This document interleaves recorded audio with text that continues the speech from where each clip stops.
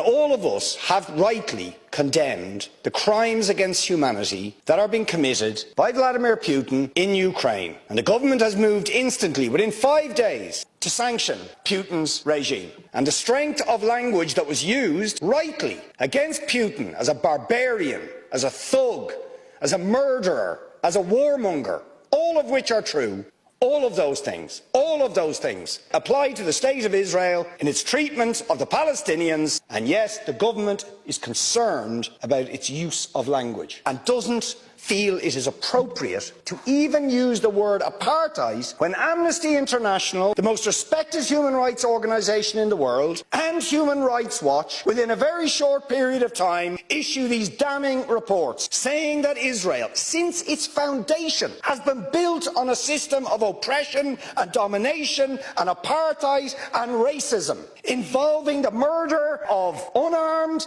innocent civilians on a regular basis, Gaza in a permanent state of humanitarian crisis. And yet you want to be careful about your language. You're happy to correctly use the most strong and robust language to describe the crimes against humanity of Vladimir Putin, but you will not use the same strength of language when it comes to describing Israel's treatment of the Palestinians, when it is now being documented and detailed by two of the most respected human rights organisations in the world. You don't want to even use the word apartheid. 5 days sanctions against Putin and his thugs, 70 years of oppression by the Palestinians, and it wouldn't be, what was the word you used? It wouldn't be helpful to impose sanctions. Exactly the same types of sanctions you've just initiated against Vladimir Putin. Will you support it? And I think the answer is clearly you're not going to.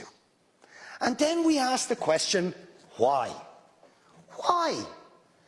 With such strength of feeling, Fine Gael and Fianna Fáil and Green TD stood up one after the other, saying it was intolerable, the thuggery and the warmongering and the brutality of Putin. You wouldn't stand for it. Urgent action had to be taken. But we've got to be much more careful with the Palestinians and their treatment. No action, no sanctions, no outrage.